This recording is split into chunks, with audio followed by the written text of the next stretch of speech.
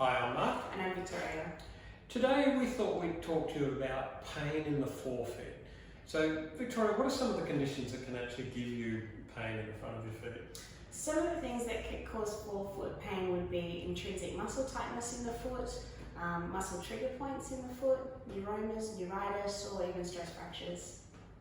Okay, so if we break these down, what are some of the causes, signs and treatment for intrinsic muscle tightness? So intrinsic muscle tightness can often be caused by abnormalities in gait, different biomechanical issues. The person might feel a diffuse aching pain in the foot, which could be relieved by clenching their toes. And then treatment-wise, we could do some soft tissue work, dry needling, mobilising the foot, or look at some orthotic therapy as well. Yeah, and with muscle trigger points in the front of the feet, that's just one step further where the muscles become so stressed it's form these knots, and the treatment approach is pretty much the same as for tightness. Neuromas are a different kettle of fish.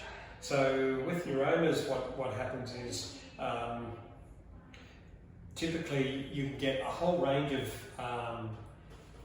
symptoms which can range from a really sharp electric shock kind of pain through to aching, burning, and what happens is you have nerves that run down between the long bones at the front of your feet, the metatarsals, and when you walk or run, your foot goes through a process where it locks and unlocks and so on.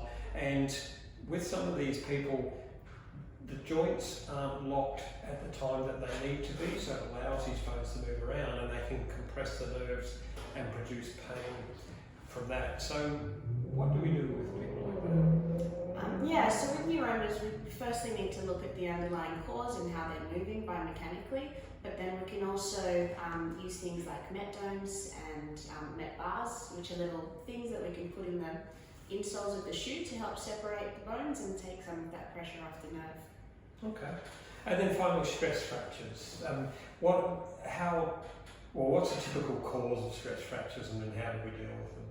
Yeah, so stress fractures they're essentially a repetitive strain injury. It can be from excessive forces. If someone's just suddenly increased the amount of running or exercise and gym workouts they're doing, which is causing stress on the bones, then that can happen.